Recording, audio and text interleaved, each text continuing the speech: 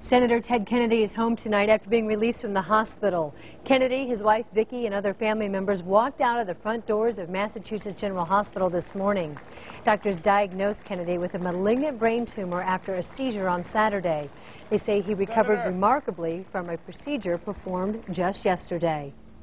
There are Indiana families tonight hoping that Senator Kennedy's plight will help raise money for research into the deadly disease. Eyewitness News North Bureau reporter Chris Prophet with two Carmel families connected in tragedy and working to find a cure.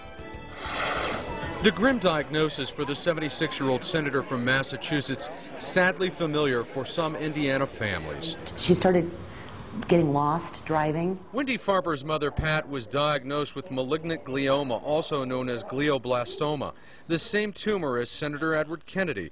She died 10 months later, and her daughter never imagined what was to happen next. At her funeral, my husband had a grand mal seizure at the funeral. Doctors discovered the same tumor in Wendy's husband. Bill Farber was lucky that the glioma was caught early and was successfully removed. It's a rare but almost always fatal disease. There's about 9,000 cases in the United States every year, and it's the most common, malignant gliomas are the most common primary brain tumor in adults, meaning tumors that aren't spread from somewhere else to the brain, tumors that arise in the brain. Ted Sapper, a retired Indianapolis businessman, was diagnosed with malignant glioma in 2003.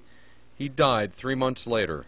I said to him that I wanted to raise money for research so that this wouldn't have to affect other families. Ted's daughter Natalie Horowitz started an organization called Head for the Cure and its website braincure.org. In 4 years, the group has raised nearly $100,000 through a run-walk each May, money that goes to find a cure. To use that money to get more money, or to get bigger grants for bigger research.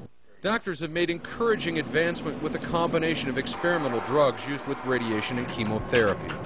The standard line of treatment is vastly different, not vastly, but very different than it was when my mom was diagnosed in December of '06. It's amazing how quickly it's moving where they're trying to find the answers. Answers in treatments that victims of a terrible disease and their families hope speeds forward with the help of the last son of a famed political family. And researchers are developing a vaccine against malignant brain tumors by using immune cells to attack the cancer. And so far, clinical trials are showing promise. Live in the Star 13 North Bureau, Chris Prophet, Channel 13, Eyewitness News.